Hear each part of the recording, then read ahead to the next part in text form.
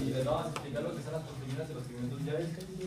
Y pues como en todo el capítulo, primero así lo bueno, es la importancia biomédica.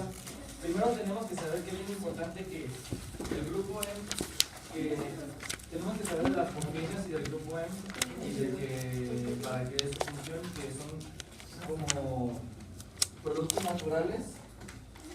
Y es importante porque si no se controlan estos, hay deficiencias o problemas que nos dan, por ejemplo, la ictericia, y son problemas de pigmentación que se conocen.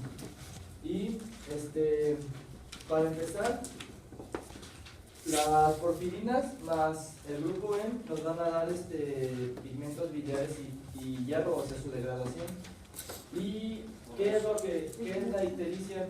La ictericia es causada por un aumento de la bilirrubina en la sangre, y es lo que nos da la coloración amarilla. ¿Y qué nos puede provocar ahora la ictericia? Pues primero es un aumento en la producción de la bilirrubina. Después sería un problema con los excesos de la bilirrubina para su degradación, y también otras enfermedades como pueden ser las anemias hemolíticas o hepatitis o cáncer de páncreas. ¿Y por qué estamos hablando aquí de bilirrubina? Porque la bilirrubina es el producto de la degradación del grupo M. Ajá, la bilirrubina es la... Así es. Ahora, tenemos que, para empezar, nosotros para poder formar el grupo M vamos a necesitar de porfirinas.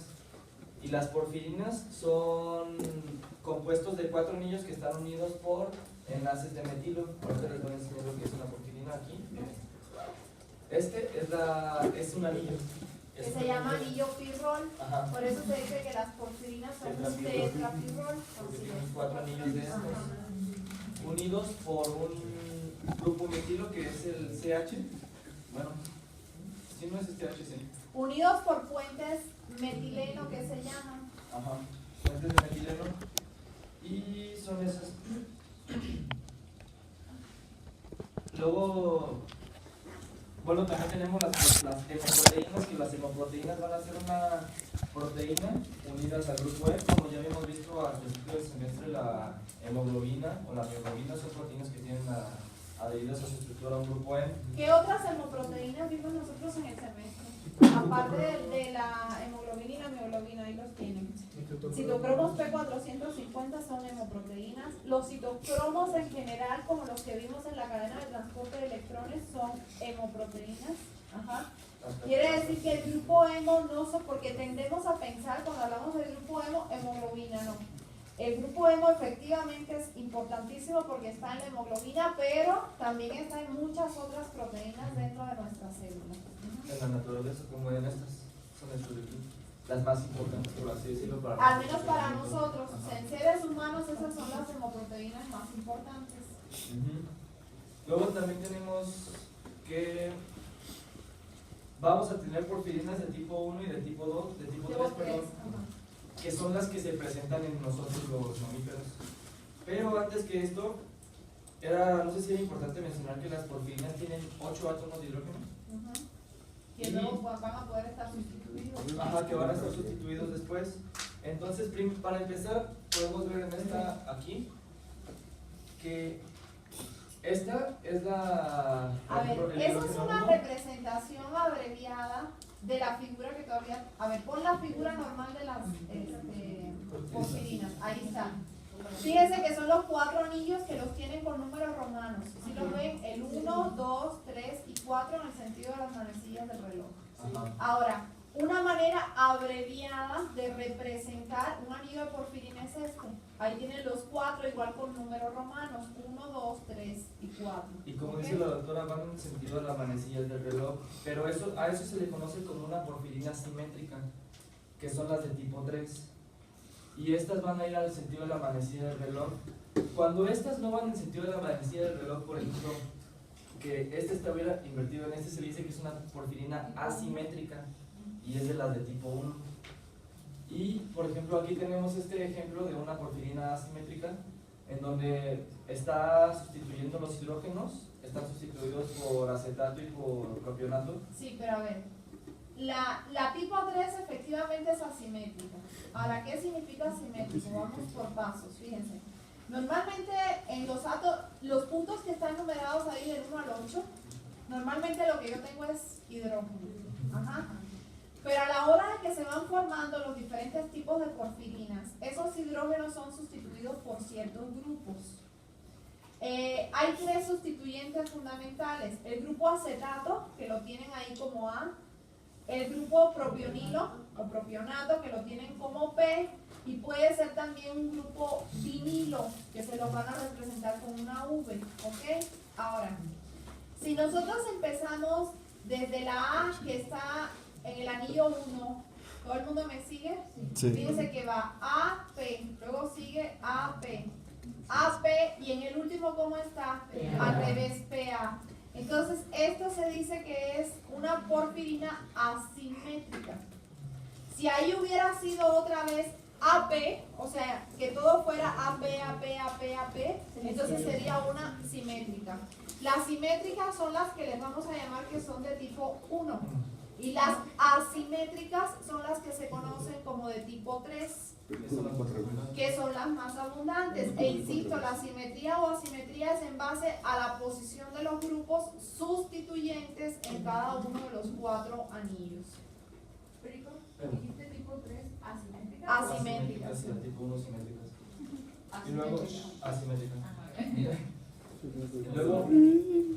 Luego, bueno, ya vimos que son así, las de tipo 3, o sea, las asimétricas van a ser las más abundantes. Y después vamos a ver cómo se va a sintetizar el grupo M. El grupo M va a ser sintetizado a partir de la combinación, por así decirlo, de glicina más succinilcoenzima A, que recordando que esta succinilcoenzima A viene derivada del ciclo de Krebs y la glicina es un aminoácido. Entonces la combinación de estas dos nos va a dar el grupo M, pero la primera combinación de estas dos nos va a dar una enzima que se llama amino. No, ese es el compuesto. O sea, glicina más succinilcoenzima A través de una reacción que va en 2 pasos, que más adelante la vas a tener, te va a dar un compuesto que se llama aminolebulinato. No es como uno ahí, es aminolebulinato, que abreviadamente se le conoce como ALA. La enzima se llama ala-sintasa. Ajá. De hecho iba a poner la reacción acá.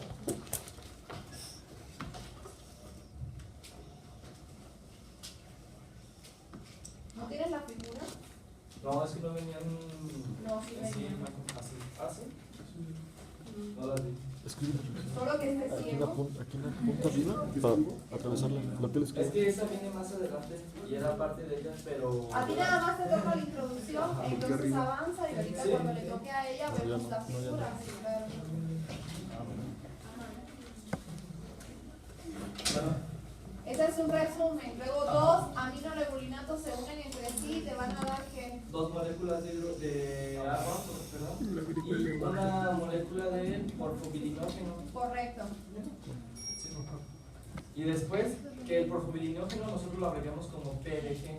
Ajá. Y después nosotros este porfobilinógeno vamos a usar 4 moléculas de este porfobilinógeno y las vamos a. Y cuando se unen te Nos dan dan esto, hidroximetilquilato, que luego se puede transformar a porfirinógeno en tipo 1 o tipo o 2, tipo 3. perdón. Entonces, así es como se va a llevar a cabo la reacción. Y bueno, y después aquí teníamos más ejemplos de tipos de porfirinas.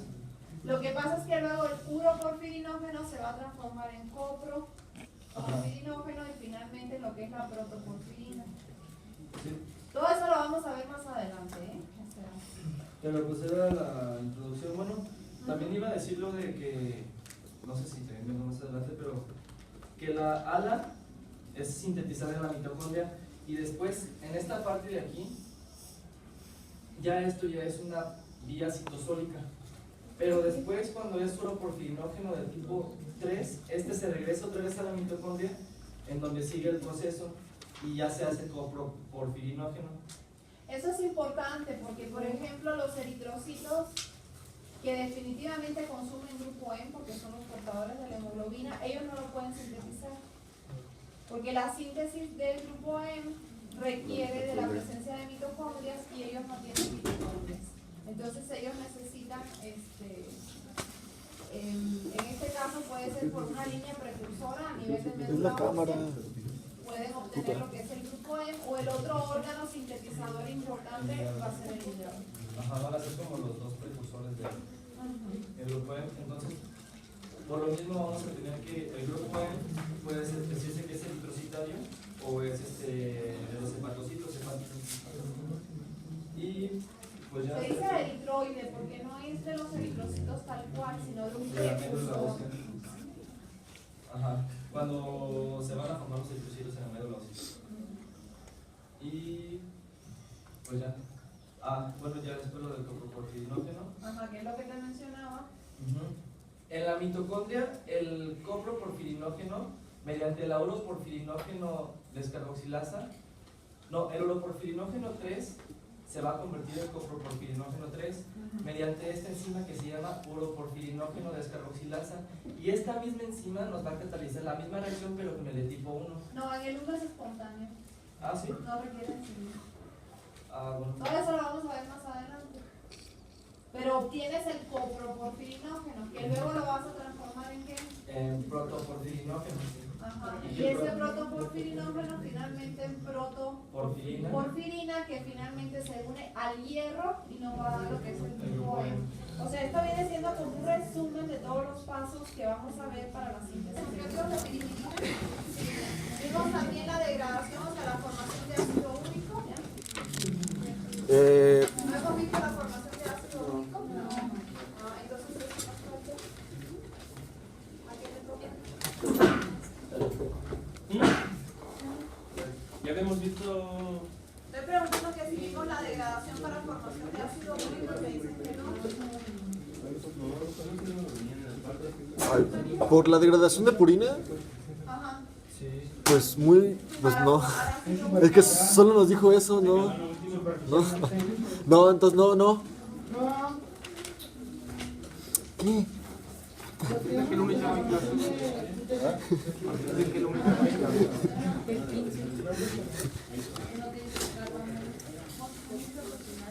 A ver, vimos la vía de síntesis de los nucleótidos de pirimidina, todas las UTP.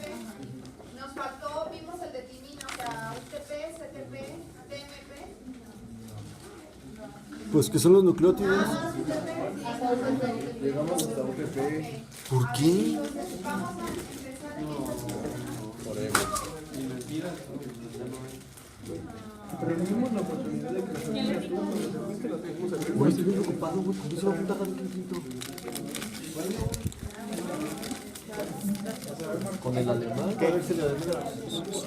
No, güey, yo no fui. No puedo. No fui. ¿Tienes diarrea? ¿Qué es eso?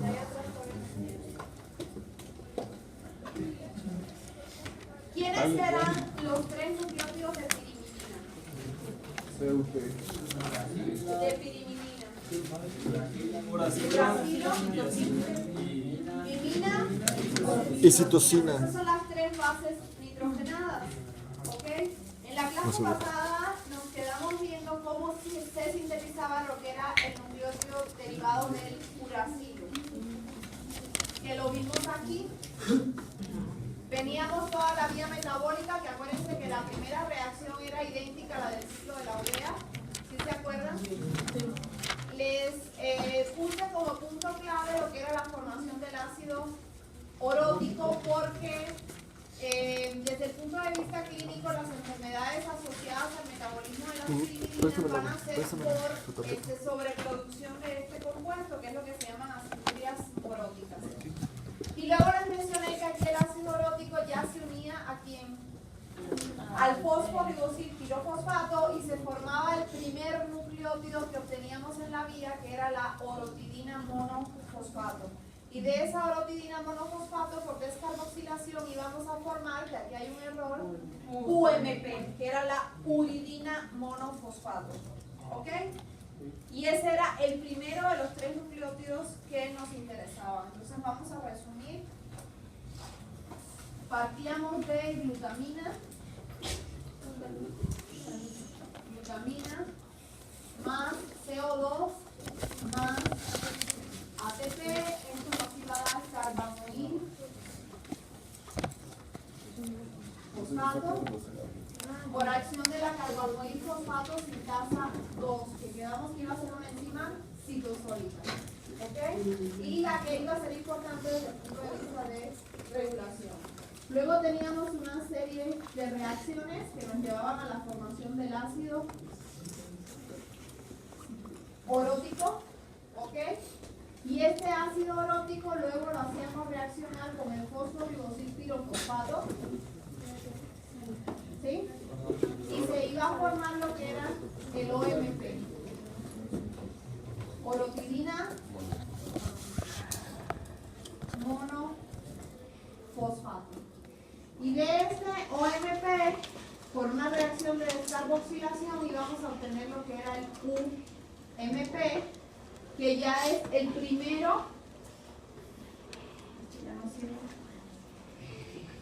el primero de los 3 nucleótidos que nos interesan. ¿Ok? Ahora, ¿cómo vamos a sintetizar los demás?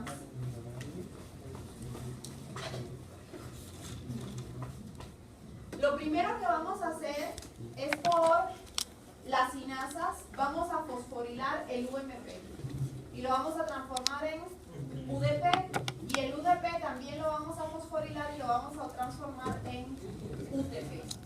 Y a ese UTP simplemente le vamos a añadir un grupo amino que va a ser donado por lo que es la glutamina. Si ustedes se fijan, el UDP aquí tiene un oxígeno, ¿sí lo ven? Y aquí se va a formar lo que es el CTP, que en la posición donde había el oxígeno lo que va a tener es un grupo amino. O sea que entre el uracilo y la citosina, la única diferencia es un grupo amino, que en este caso va a ser donado por la glutamina en una reacción que también consume ¿qué? Energía, ATP. Entonces nosotros podemos resumir que a partir del UMP vamos a obtener UDP, a partir del UDP vamos a obtener UTP, y a partir de este vamos a obtener lo que es el CTP, por una enzima que se llama CTP sintasa. Y este es el segundo de los nucleótidos de pirimidina. ¿Ok? ¿Cuál nos falta? La timina. Bueno, antes de irme a la timina, fíjense que el CTP es el único de los nucleótidos que hemos visto hasta el momento que se obtiene en forma trifosfato. Todos los demás, incluyendo los de purina, se obtenían en forma monofosfato. Y este se obtiene directamente en forma trifosfato. En el caso de la timina, lo que hay que tener en cuenta es que la timina es una base nitrogenada que está presente únicamente ¿dónde? En el ADN. Por lo tanto, el nucleótido de timina siempre va a ser un desoxirribonucleótido, porque la timina nunca va a estar presente en lo que es el RNA. Eso es importante para entender cómo se va a sintetizar. Vamos a partir otra vez del nucleótido de uracilo, en este caso en la forma difosfato, o sea, de la uridina difosfato. Y la primera enzima que va a actuar, la vimos nosotros en la clase pasada, es la ribonucleótido reductasa. ¿Alguien se acuerda de esa enzima? ¿Cuál? La ribonucleótido reductasa. Era dependiente del NADPH y de la tiorredoxina. ¿Qué hacía? Era la enzima que transformaba los ribonucleótidos en desoxirribonucleótidos. Sí lo vimos en la clase pasada. Entonces, esa ribonucleótido reductasa va a transformar el UDP en desoxi-UDP. Que este desoxi-UDP obviamente solo va a existir como un intermediario, porque nosotros ya sabemos que el uracilo no está presente en el DNA. ¿Todo el mundo me sigue? Sí. Y ese desoxi-UDP luego lo vamos a desfosforilar, o sea, le vamos a quitar un grupo fosfato en una reacción de hidrólisis, por eso tenemos aquí agua, y lo vamos a transformar en desoxi-UMP. o sea, desoxiuridina monofosfato. Y esta desoxiuridina monofosfato la vamos a hacer reaccionar con el N5N10 metileno tetrahidrofolato, que acuérdense que yo les había dicho que era un derivado del ácido fólico. Lo vamos a hacer reaccionar con este y entonces ya vamos a obtener lo que es el TMP, que sería timidina monofosfato. Fíjense que aquí no les ponen la D minúscula, que significa desoxi, porque la timina se asume que solo va a estar presente en el DNA, por lo tanto de entrada tenemos que saber que es un desoxirribonucleótido, pero fíjense que se deriva de un desoxirribonucleótido, por lo tanto él también es un desoxirribonucleótido. ¿Todo el mundo le queda claro eso? Ok, entonces esto lo podemos resumir a partir del UDP. Lo primero que vamos a hacer es obtener desoxi UDP, luego este lo vamos a transformar en desoxi UMP y este finalmente en TMP en una reacción que consume N5, N10, metilén, tetrahidrofolato. ¿Ok? Y este queda como dihidrofolato. Y aquí obtenemos entonces lo que vendría siendo el tercero de los nucleótidos de pirimidina. ¿Ok? ¿Sí está claro? Sí, ahora sí continuamos. ¿Qué? Desoxi ¿aquí? Ah, es dihidrofolato. Es que el tetrahidro se transforma en dihidrofolato. Bueno, dice que los desoxirribonucleósidos de uracilo y citosina son salvados. Bueno, nos dice que la adenina, la guanina y la hipoxantina, que son liberadas en el recambio de ácidos nucleótidos, se van a regresar, se van a convertir en nucleótidos trifosfato. Y esto va a ser a través de las vías de salvamento. Nos habla también de las reacciones de recuperación. Estos van a convertir a la pirimidina, ribonucleósido, uridina, citerina y uridina, y a la pirimidina, desoxirribonucleósido, timina y desoxipirina a sus nucleótidos respectivos. A ver, ¿qué eran las vías de recuperación? Ya las vimos en la clase pasada. Cuando se aprovechaba lo que sobraba. Exactamente. Cuando las bases nitrogenadas que se generaban de la degradación de ácido nucleico, la célula las recuperaba, las hacía reaccionar otra vez con el fósforo fosfato y sintetizaba el nucleótido, y de esa manera se ahorraba la energía que consumía la vía de síntesis. Eso lo vimos que existía para las bases púricas, o sea, las purinas. Bueno, existe también para las pirimidinas, porque claro que si tenemos vías de recuperación para purinas, necesitamos vías de recuperación para lo que son las pirimidinas, porque para poder sintetizar un ácido nucleico dependemos de los dos. A ver, ahí atrás, ¿qué problema tiene?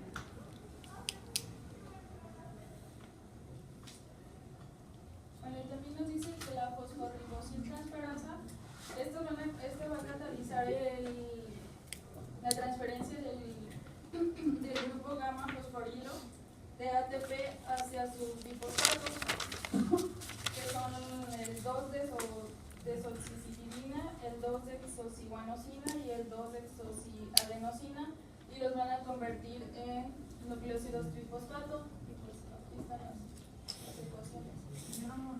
No sé si por donde estoy, pero yo no veo nada. Sí se ve. No, es que, ¿sí alcanzan a ver? Sí.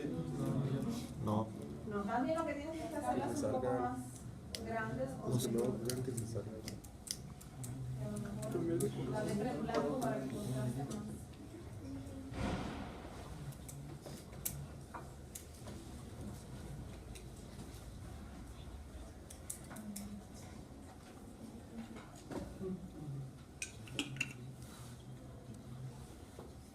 Escudos mayor verdes. tamaño los cuadros.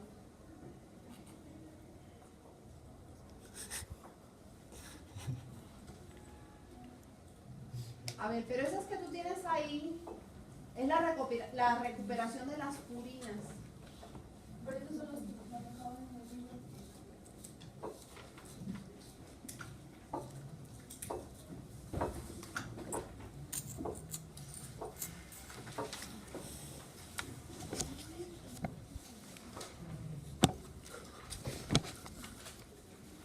En este libro ya lo tenemos que dar debajo.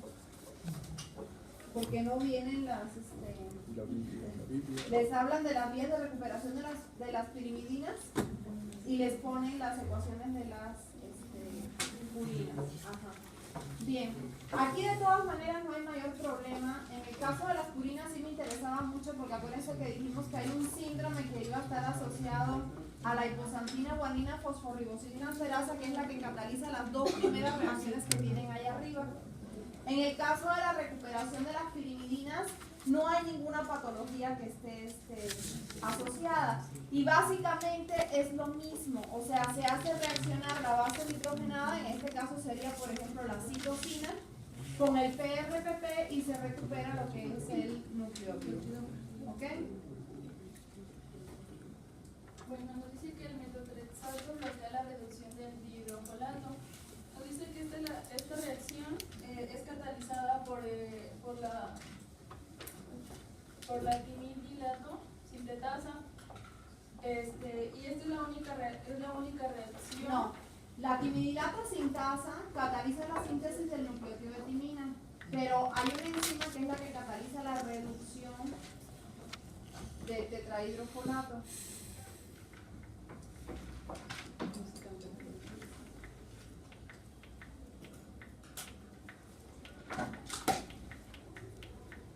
Y ahí sí dice. No. La dihidrofolato reductasa. La dihidrofolato reductasa es la enzima que te transforma otra vez el dihidrofolato, que es el que tienes ahí como H2-folato, te lo vuelve a transformar en N5N10 metilente tetrahidrofolato. ¿Para qué? Para que la quimidilato sintasa pueda seguir funcionando. Esa dihidrofolato reductasa puede ser bloqueada por el metotrexato. ¿Alguien ha oído algo de este fármaco? Sí, es un medicamento de quimioterapia. Así es un fármaco utilizado para el tratamiento del cáncer. Si el metotrexato bloquea a la dihidrofolato reductasa, eso trae como consecuencia que yo no puedo volver a regenerar la forma tetrahidrofolato que se requiere para esta reacción. ¿Qué consecuencias va a tener? ¿Habrá síntesis de nucleótido de timina? No. Por lo tanto, ¿voy a tener disponibilidad para que haya replicación celular? No. Fíjense que lo que les comentaba creo que en la clase pasada, que muchos de los fármacos para el tratamiento del cáncer, aunque influyen en diversas enzimas y sus mecanismos de acción son diferentes, el último propósito que tienen es evitar que la replicación celular se dé. ¿Por qué? Porque hay que tener en cuenta que las células cancerígenas tumorales se dividen a una velocidad mucho mayor que las células normales. Es que estaba como en diferente orden. O sea, sí iba a decir todo lo que dijo, pero está en diferente orden en el libro. Pues es que ustedes deben de conocer más o menos en el tema para que puedan contestar lo que uno les está preguntando. Bueno, ciertos análogos de las pirimidinas son sustratos para enzimas de la biosíntesis del nucleótido de pirimidina, el alorpurinol y el 5-fluorolacilo.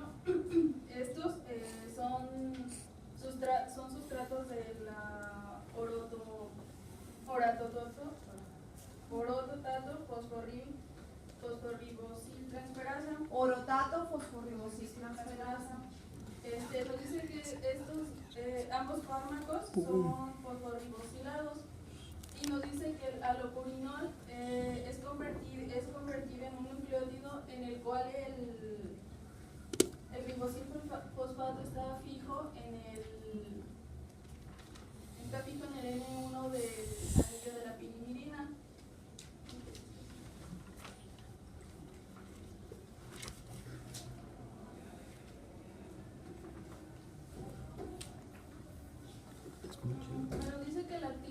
la primera A ver. y la segunda. Cuando esos fármacos se utilizan, sobre todo por ejemplo el alopurinol, que es conocido por ustedes, como él puede ser, digamos, sustrato de esa fosforibosiltransferasa, que es la que procesa el ácido orótico, ese ácido orótico se puede acumular. Entonces, un efecto secundario que yo pudiera tener del uso del alopurinol, en este caso también del 5-fluoracilo, es una aciduria orótica. Eso lo van a ver en el seminario. Ajá. Pero esa es la consecuencia que podría tener, que se acumula el ácido orótico por la presencia de estos fármacos y entonces es una de las posibles causas de aciduria orótica. Bueno, dice que en la actividad de la primera y de la segunda enzima de la biosíntesis del nucleótido de pirimidina, esta va a estar regulada, va a estar controlada por una regulación alostérica, y nos habla de la primera reacción que es la carbamoil fosfato sintetasa 2.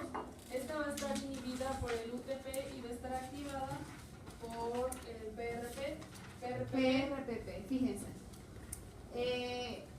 Ya saben que la regulación es importante. Entonces, la enzima más importante para el control de la síntesis de nucleótidos de pirimidina va a ser la carbamoil fosfato sintetasa 2.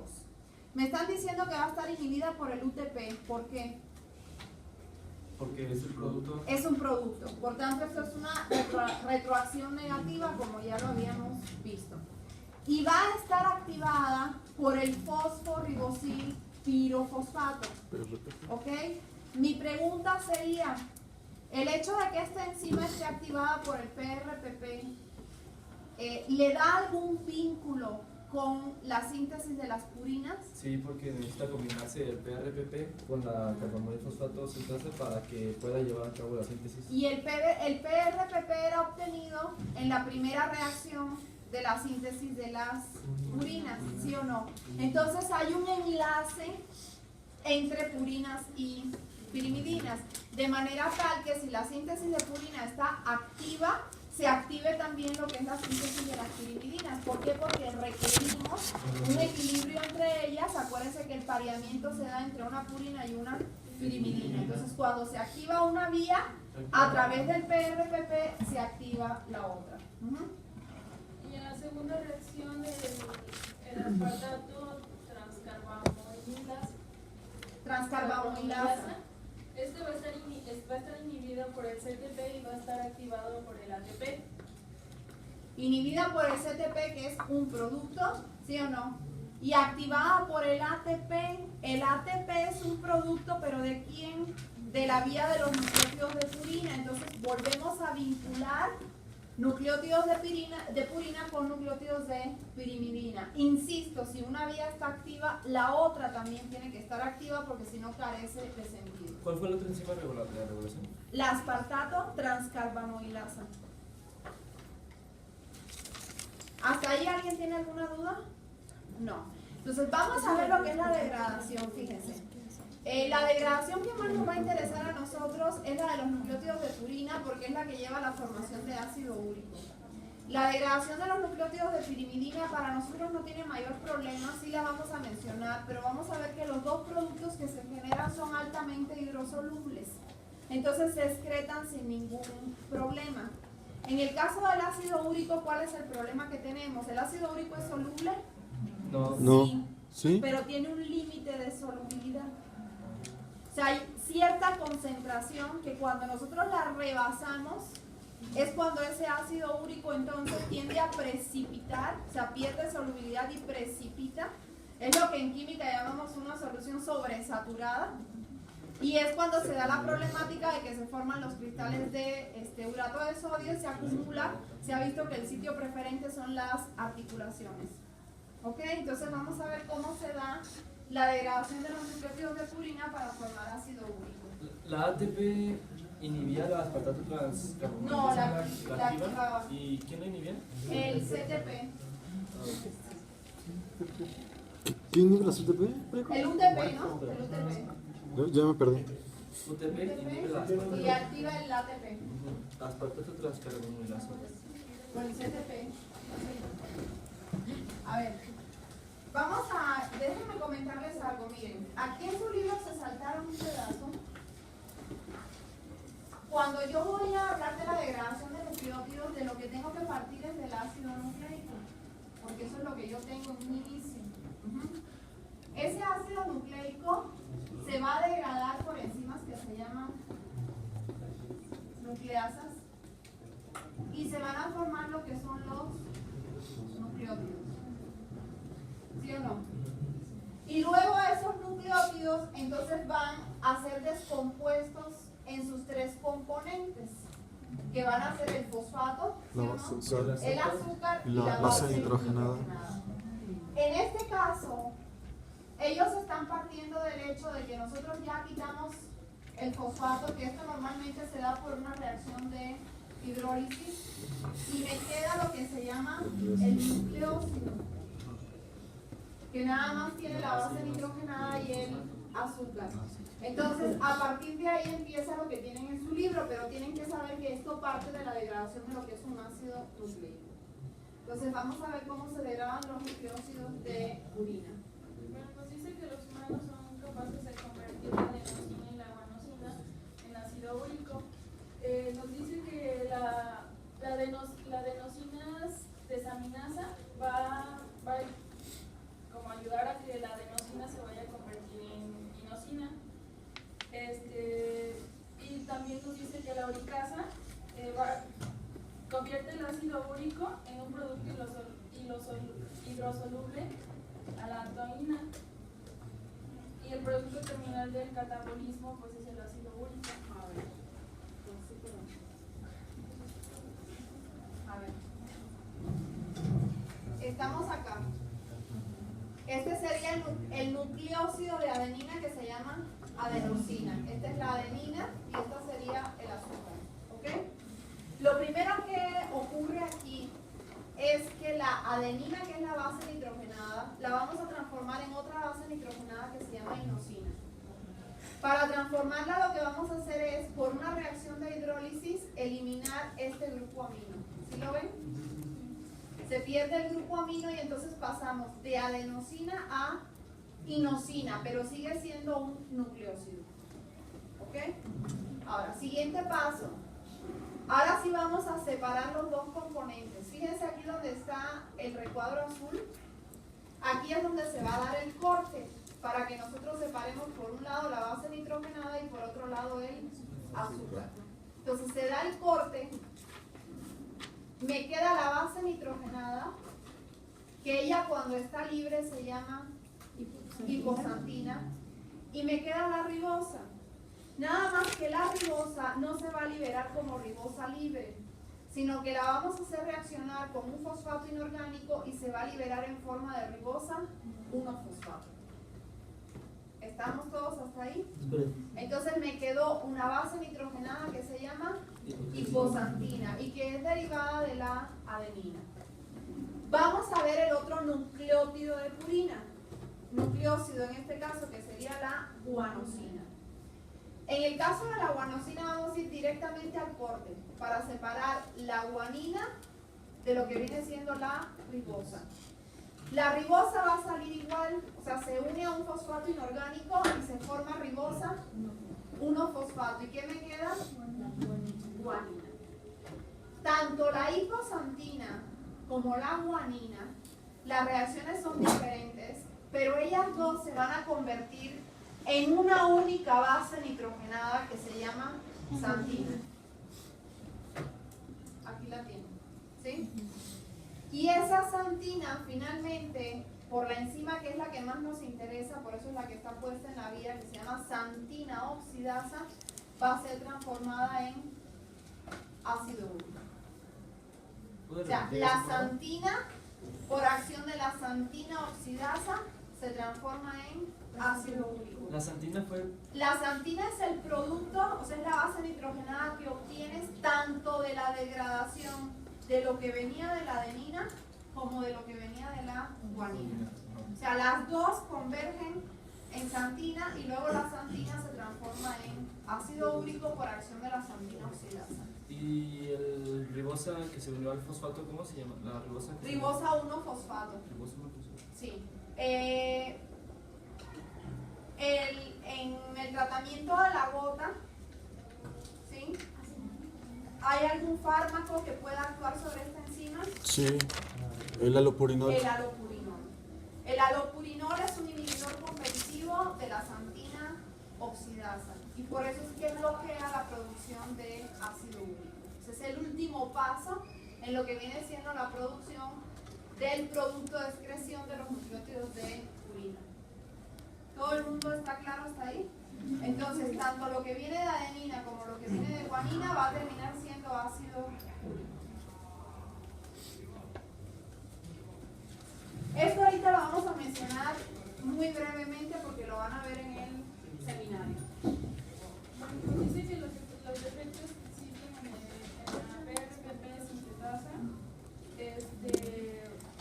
se presentan en clínica como gota.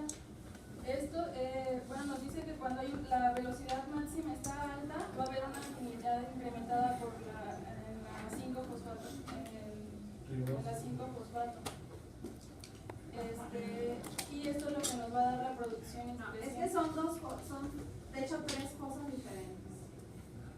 O sea, si lees bien tu libro te vas a dar cuenta, primero, que la causa genéticamente hablando fundamental de gota es una deficiencia genética de la PRPP sintasa.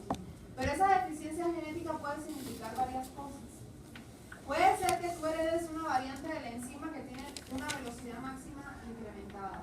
Quiere decir que ella funciona más de lo normal. Puede ser que heredes una variante genética que lo que es una enzima que tiene mayor afinidad por la ribosa 5-fosfato. Entonces, obviamente, sintetiza más PRPP del que deberíamos de tener. ¿Sí? O puedes tener una variante que su defecto es que no es sensible a la retroacción negativa por parte de los productos.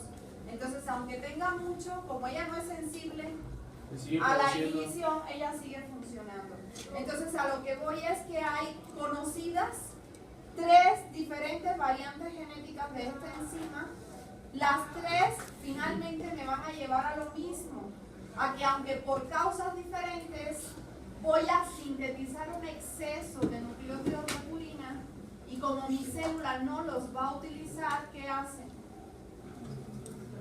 Pues no, los degrada y había Los degrada y eso te lleva a la formación de ¿qué? De ácido úrico. Es que eso es lo que ustedes tienen que entender en este caso. O sea, si yo produzco más purinas de las que necesito porque tengo un defecto genético que me está llevando a eso, lo que va a hacer la célula es que el exceso lo degrada y lo que va a producir entonces es un exceso del producto de excreción que es el ácido úrico. ¿Sí? Y en este caso, como son tan grandes los niveles de ácido úrico, es lo que les digo, se rebasa el límite de solubilidad y entonces viene toda la problemática que nos lleva a padecer lo que es la gota. Pero al momento de degradarlos había las vías de recuperación, ¿no? Y que era lo que creaba el ácido úrico. No, Es que lo que crea el ácido úrico es la vía de degradación. y ya lo que hace que se acumule es lo que Las vías de recuperación van a estar inhibidas porque tú tienes mucha purina, de hecho tienes un exceso. Sí. Entonces tu célula tiene un exceso de adenina y de guanina que no lo va a ocupar para nada porque no responde a una necesidad real, sino que responde a que tú tienes un problema genético que está haciendo que tú sintetices más de lo que necesitas. Entonces ese más, la célula lo que hace es que lo degrada porque ella no lo ocupa. Y al degradarlo, el producto de la degradación es el ácido úrico. O sea, ella lo degrada con el propósito de poderlo eliminar. Entonces, al momento de degradarlo, los pasos son hipoxantina, xantina y ácido úrico. Exactamente, esa es la degradación. Ok. O sea, cuando tú degradas las purinas, se dan todos esos pasos y llegas a la formación de ácido. Y el exceso de la degradación es lo que llevaría a la gota porque Claro, ya se sí. Y después le damos al Que es un alopurinol. exceso de degradación por un exceso de síntesis. Ajá. ¿Sí les queda claro eso? Ok. Vamos a ver cuál es el otro defecto importante. Ese es el otro importante asociado al metabolismo de lo que son las purinas, el síndrome de Lesch-Nyhan. ¿Sabe ¿Y qué? ese por qué ¿Ese de es? ti? Bueno, en ese síndrome nos dice que la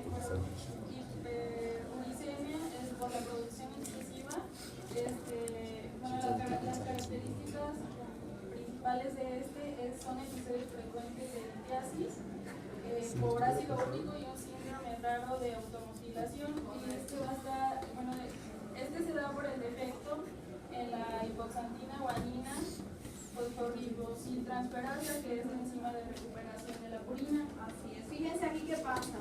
Aquí el defecto genético es otro. Es la hipoxantina guanina fosforibosiltransferasa, que es la enzima clave de las vías de recuperación de las purinas. Cuando esta enzima no está funcionando adecuadamente, lo que va a pasar es que se va a acumular PRPP. ¿Por qué? Porque uno de sus sustratos es el PRPP. ¿Sí me siguen? Entonces, si el fosforibosilpirofosfato se acumula, porque esta enzima normalmente lo consume, pero ella no está trabajando, hay un defecto genético que hace que ella no trabaje. Entonces, este PRPP se acumula. ¿A quién va a estimular? Bueno, esa es de las pirimidinas, pero también estimulaba en las purinas.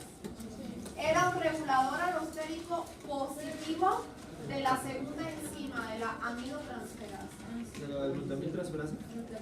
De la glutamina amidotransferasa. Entonces, cuando yo tengo acumulación de PRPP, ese PRPP me activa a la amidotransferasa, se activa la vía de síntesis de nucleótidos de purina y llego al mismo problema. Tengo nucleótidos que no voy a utilizar, ¿qué hago? Los degrado y eso me lleva a producir más cantidad de ¿qué? De ácido. Y entonces también se produce gota, pero se dice que no se No. produce gota. No. Aparentemente las cantidades de ácido úrico que se dan en este síndrome no llevan a la aparición de gota como tal. O sea, no son tan grandes como en el caso del defecto genético de la PRPP. Entonces lo que vas a tener es hiperglicemia y sí se ha visto que hay alteraciones neurológicas que llevan a este síndrome de automutilación, que no está muy bien explicado en la literatura cómo se da. Pero no es tan mortal entonces. Pues es que el síndrome de automutilación es, si buscas en internet y ves fotos de pacientes, ¿Se ve mortal? es que sí se llegan, no, a lo mejor no como para que te mueras, Sí, se ve porque claro. además estos son cosas que se pueden medio controlar. ¿Sí les queda claro eso? Sí. Hay una pregunta que me gustaría hacerles. Tanto en el caso de la gota, que es una PRPP sintasa que está alterada, que finalmente me lleva a sintetizar más PRPP, como en el caso de la alteración de la hipoxantina guanina fosforibosiltransferasa, también se acumula PRPP. ¿Estos dos problemas solamente activan a la vía de las purinas o también a las de las pirimidina?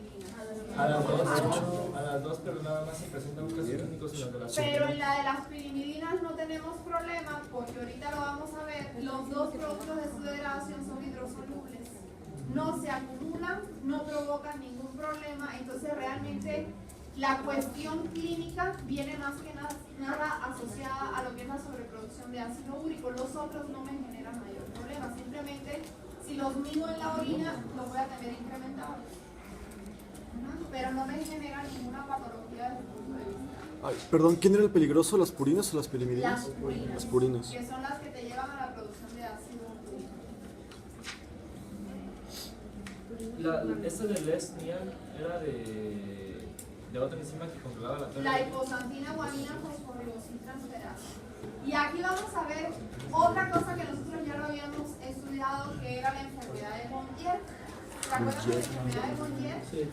¿Alguien se acuerda que era por deficiencia de qué? 6 Glucosa 6-fosfatasa. ¿Esa enzima qué hace?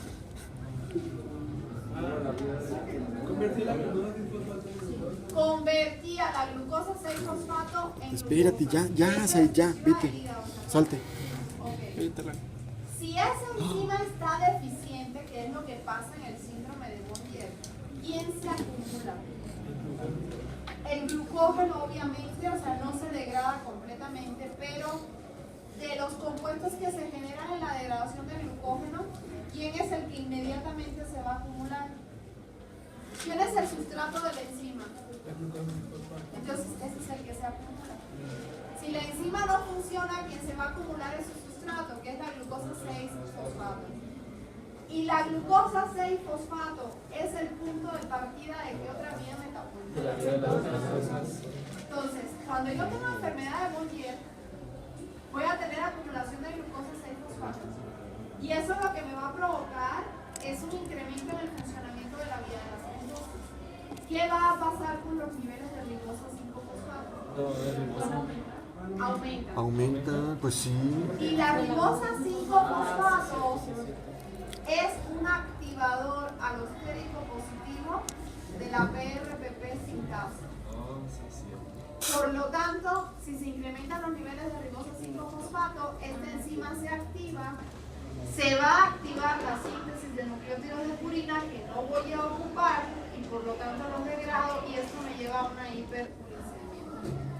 Por eso los pacientes con Molière, eso lo vieron en el seminario, uno de los efectos colaterales era la hiperuricemia. ¿No era hipuricemia? Hiper. ¿Hiper? Sí, porque tienes incrementada la producción de ácido. Ok. Era hipoglucemia e hiperglucemia. Hipoglucemia porque no podía llegar Es que mira, completo el glucógeno para mandar glucosa a la sangre. E hiperglucemia por lo que acabo. Citosina, uracilo, ok, eso sería ya son los tres. Nos faltan 3 bases pirimídicas, ¿sí o no? Sí. Te estoy hablando de la degradación de los nucleótidos de pirimidina. Ya aquí me salté que el ácido nucleico se transforma en nucleótido, luego en nucleósido y luego se separa el azúcar y el fosfato. Aquí estamos hablando ya a partir de la base nitrogenada. La citosina, fíjense que se transforma en uracilo. Si lo que yo estuviera degradando fuera un nucleótido de uracilo, entonces partiría directamente de aquí. Tanto la degradación de citosina como la de uracilo me van a llevar a la formación de beta-alanina. Aquí la tengo. Y la degradación de la timina me va a llevar a la formación de beta-amino isobutirato. Entonces, si yo les preguntara cuáles son los productos finales de la degradación de los nucleótidos de pirimidina, beta-alanina para citosina y uracilo, beta-amino isobutirato para la timina. ¿Puedes repetirlo, por favor? Sí. Son los productos de la degradación de los nucleótidos de pirimidina.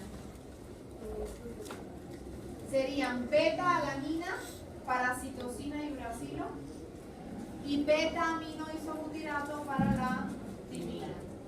Problemas con ellos ninguno porque son altamente hidrosolubles. ¿Ok?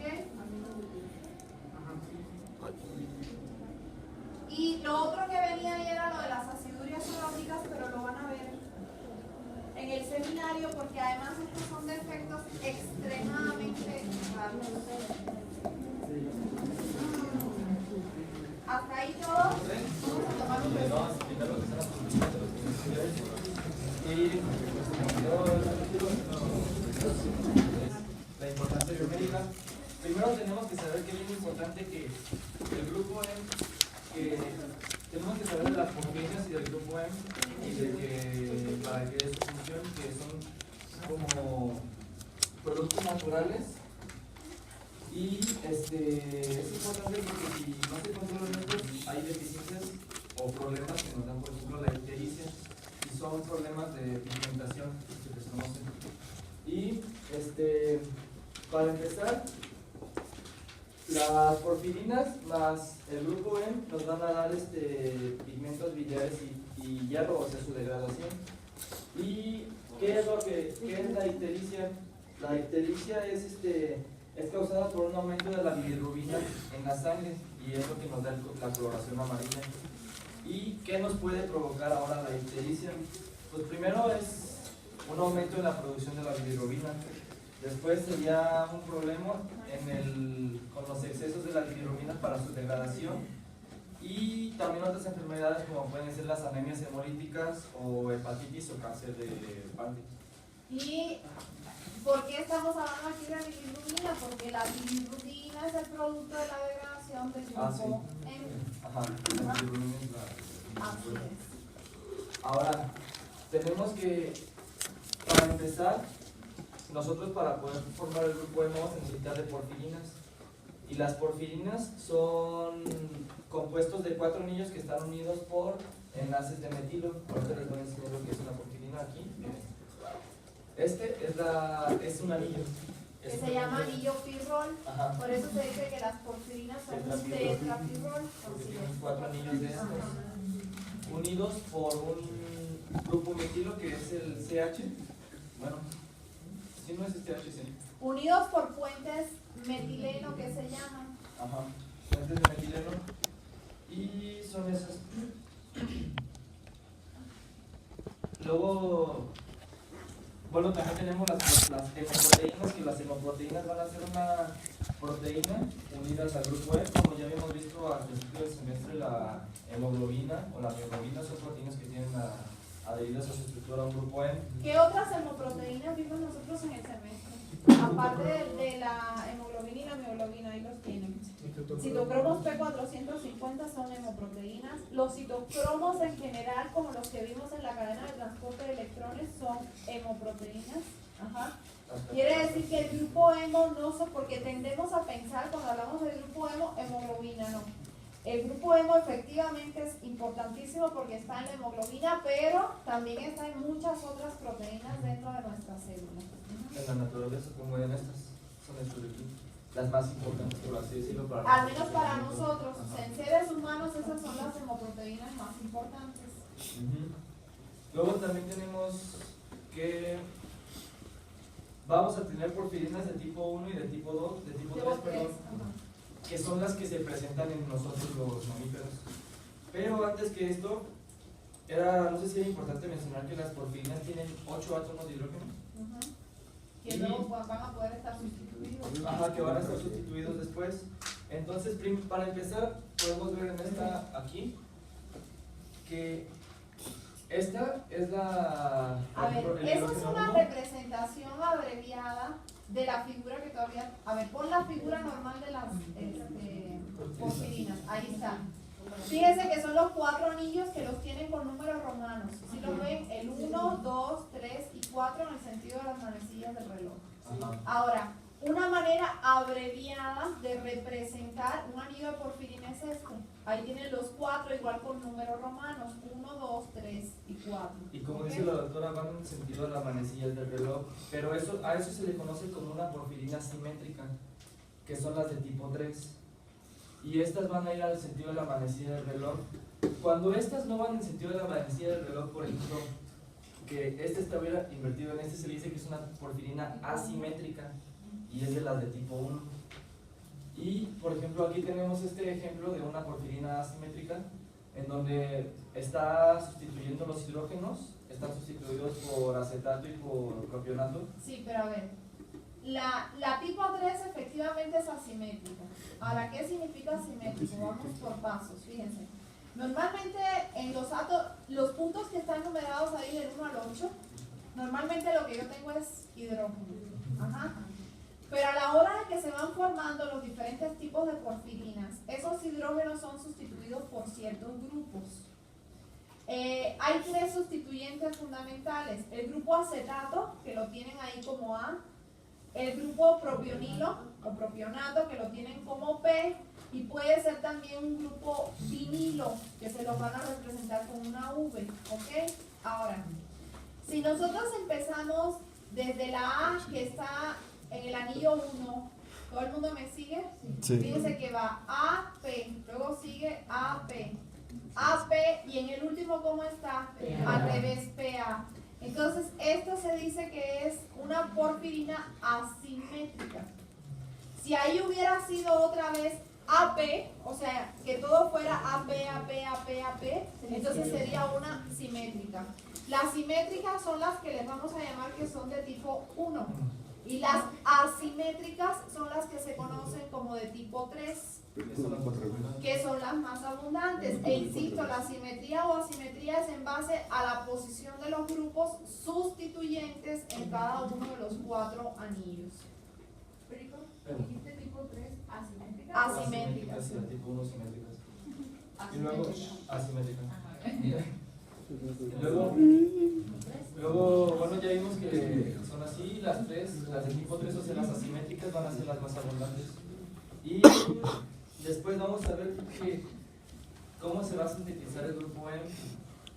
El grupo M va a ser sintetizado a partir de la combinación, por así decirlo, de glicina más succinilcoenzima, que recordando que esta succinilcoenzima viene derivada del ciclo de Krebs y la glicina es un aminoácido. Entonces la combinación de estas dos nos va a dar el grupo M, pero la primera combinación de estas dos nos va a dar una enzima que se llama amino. No, ese es el compuesto. O sea, glicina más succinilcoenzima A través de una reacción que va en 2 pasos, que más adelante la vas a tener, te va a dar un compuesto que se llama aminolebulinato. No es como uno ahí, es aminolebulinato, que abreviadamente se le conoce como ALA. La enzima se llama alacintasa. Ajá. De hecho iba a poner la reacción.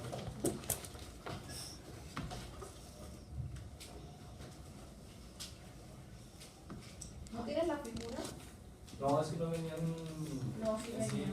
Así. ¿Ah, sí? No las vi. Escribe. Solo que esté Aquí en ciego. la punta arriba para atravesarla. La piel Es escribe. que esa viene más adelante y era parte de ella, pero. A ti nada más te toca la introducción, entonces avanza y ahorita Sí. cuando le toque a ella vemos no, la no, ya figura. no. Sí, claro. Bueno, Ese es un resumen. Luego 2 aminolebulinatos se unen entre sí y te van a dar que 2 moléculas de agua, perdón, y una molécula de porfobilinógeno. correcto. Y después, que el porfobilinógeno nosotros lo abreviamos como PBG. Ajá. Y después nosotros este porfobilinógeno vamos a usar 4 moléculas de este porfobilinógeno y las vamos a Y cuando se unen te Nos dan da esto, hidroximetilquilano, que luego se puede transformar a porfirinógeno en tipo 1 o tipo 2, tipo 3. perdón. Entonces, así es como se va a llevar a cabo la reacción. Y bueno, y después aquí teníamos más ejemplos de tipos de porfirinas. Lo que pasa es que luego el puro porfirinógeno se va a transformar en copro, porfirinógeno y finalmente lo que es la protoporfirina. Sí. Todo eso lo vamos a ver más adelante, ¿eh? O sea, Pero pues era la introducción. Bueno, también iba a decir lo de que, no sé si también vengo más adelante, pero que la ALA es sintetizada en la mitocondria y después en esta parte de aquí, esto ya es una vía citosólica. Pero después cuando es solo porfirinógeno del tipo 3, este se regresa otra vez a la mitocondria en donde sigue el proceso y ya se hace coproporfirinógeno. eso es importante porque, por ejemplo, los eritrocitos que definitivamente consumen grupo M porque son los portadores de la hemoglobina, ellos no lo pueden sintetizar porque la síntesis del grupo M requiere de la presencia de mitocondrias y ellos no tienen mitocondrias. Entonces ellos necesitan, en este caso puede ser por una línea precursora a nivel de Es la médula cámara. ósea, pueden obtener lo que es el grupo M, o el otro órgano sintetizador importante va a ser el hígado.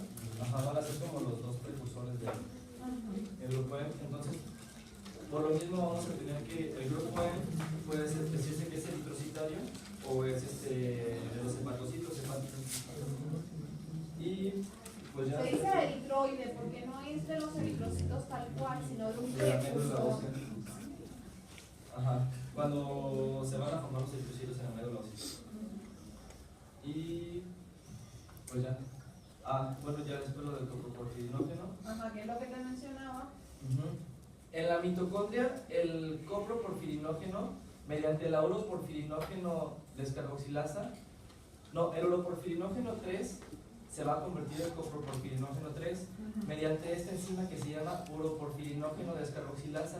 Y esta misma enzima nos va a catalizar la misma reacción, pero con el de tipo 1. No, en el 1 es espontáneo, ¿Ah, sí? no requiere enzima. bueno. Todo eso lo vamos a ver más adelante. Pero obtienes el coproporfirinógeno, que luego lo vas a transformar en qué? En protoporfirinógeno.